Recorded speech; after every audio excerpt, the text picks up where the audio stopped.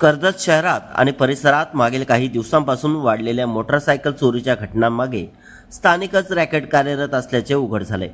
कर्जत पोलिसांनी केलेल्या सखोल तपासात हे संपूर्ण रॅकेट उघडकीस आले असून 4 आरोपींना अटक करण्यात आली आहे।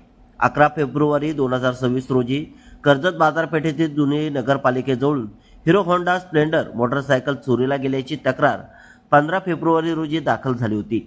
त्यानंतर पोलिसांनी सीसीटीव्ही फुटेज, तांत्रिक विश्लेषण आणि गोपनीय माहितीच्या आधारे तपास सुरू केला। संशयितांचा माग काढत पोलिसांनी प्रथम प्रदीप चंद्रकांत कडू वय वर्षे 20 राहणार साळोख तर्फे नीड तालुका कर्जत याला ताब्यात घेतले। चौकशीत त्याने आपल्या साथीदारांसह चोरीचे रॅकेट चालवत असल्याची कबुली दिली।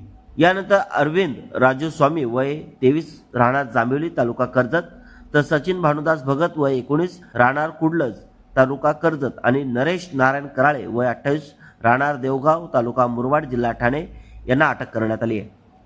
ही टोळी कर्जतसह किनवली, मुरबाड, कुळगाव, शिवाजीनगर आणि बदलापूर परिसरात मोटारसायकल चोरी करून त्यांची विक्री किंवा विल्हेवाट लावत असल्याचे तपासात निष्पन्न झाले। आरोपींकडून एकूण 4,79,800 रुपये किमतीच्या 9 मोटारसायकली जप्त करण्यात आल्या आहेत। रायगड जिल्हा पोलीस अधीक्षक आचल दलाल, अप्पर पोलीस अधीक्षक अभिजित शिवथरे व उपविभागीय पोलीस अधिकारी राहुल गायकवाड यांच्या मार्गदर्शनाखाली पोलीस निरीक्षक उमेश पाटील यांच्या पथकाने ही धडाकेबाज कारवाई केली आहे। कर्जतमध्येच मोटारसायकल चोरीचे रॅकेट उघड झाल्याने नागरिकांमध्ये खळबळ उडाली असून पोलिसांच्या या कारवाईचे सर्व स्तरातून कौतुक होत आहे।